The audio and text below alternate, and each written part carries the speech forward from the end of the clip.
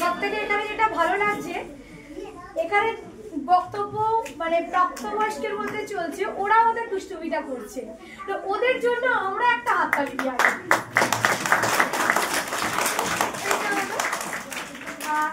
মানুষ অলরেডি বলে দিয়েছে যে আজ আমার বাবার ছবি ওখানে রয়েছে। আজকে 1 বছর 8 মাস 4 দিন হলো বাবা চলে গেছে।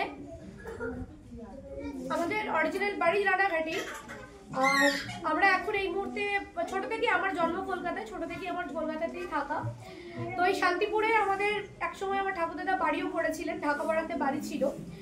পরবর্তীকালে আমার ঠাকুরদাদাও এই শান্তিপুর স্টেশনে চাকরি করেছেন, আমার বাবাও শান্তিপুর স্টেশনে চাকরি করে গেছে, এবং এই লাইনে প্রায় সব স্টেশনেই বাবা চাকরি করে গেছে। তো বাবাকে ছাড়া দ্বিতীয় বছর বাবার জন্মদিন পালন।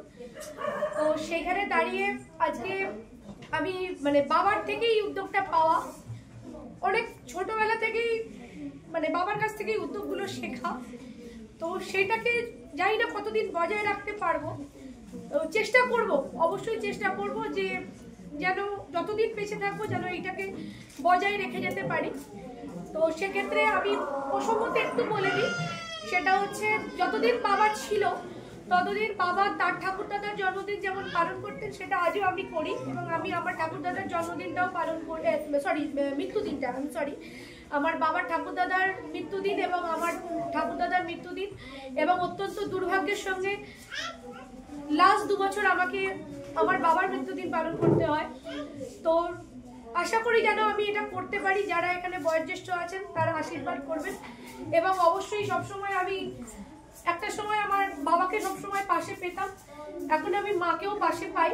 কালকেও সে আমার সঙ্গে বসে প্যাকেট বেঁধেছে, এবং রজতদা যে সেতু বন্ধনের কাজ করেছে সেও আমাদের কালকে একটা সরকারি অনুষ্ঠান, মেলায় একটা অনুষ্ঠান ছিল, সেটা করে এসে তারপরে বসে প্যাকেটটা করা হয়েছে।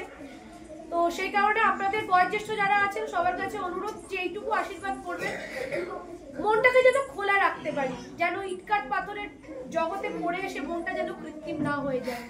আর আজকে এমন একটা মানুষের জন্মদিন, বেশি কথা বলবো না, বাচ্চাদেরকে এতটুকু কষ্ট দেওয়ার ইচ্ছা নেই। আজকে যে মানুষটার জন্মদিন মানবদা পুরো ডিটেলসটা বলেইছেন। সত্যি কথা, সবারই মৃত্যুদিন আমরা পালন করি, কিন্তু একমাত্র বীর সুভাষ যার মৃত্যুদিন আজও ঘোষণা হয়নি এবং মনে হয় ভবিষ্যতেও হবে না। সত্যি অমর যদি কাউকে বলা যায় তাহলে একমাত্র নেতাজি সুভাষচন্দ্র বোস, এবং শুধু তিনি বাংলার গর্ব নন, তিনি জাতির গর্ব।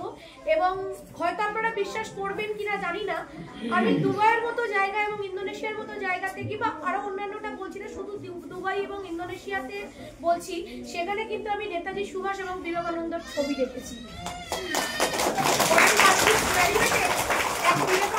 নেতাজির ছবি আছে, এটা আমাদের বাঙালি হিসাবে অত্যন্ত গর্ববোধ করি। আর নেতাজি সুভাষের উদ্দেশ্যেই বলি, কদম কদম বাড়ায় যায় এই বলে তুমি নির্ভীক, জাতির বীরতা ঘুচায় দিয়েছ বয়স মুক্তি সৈনিক, দেশ ও জাতির মহান গর্ব স্রষ্টা জীবন দ্রষ্টা, প্রণাম তোমাকে সংগ্রামী বীর ত্যাগের পরম স্রষ্টা।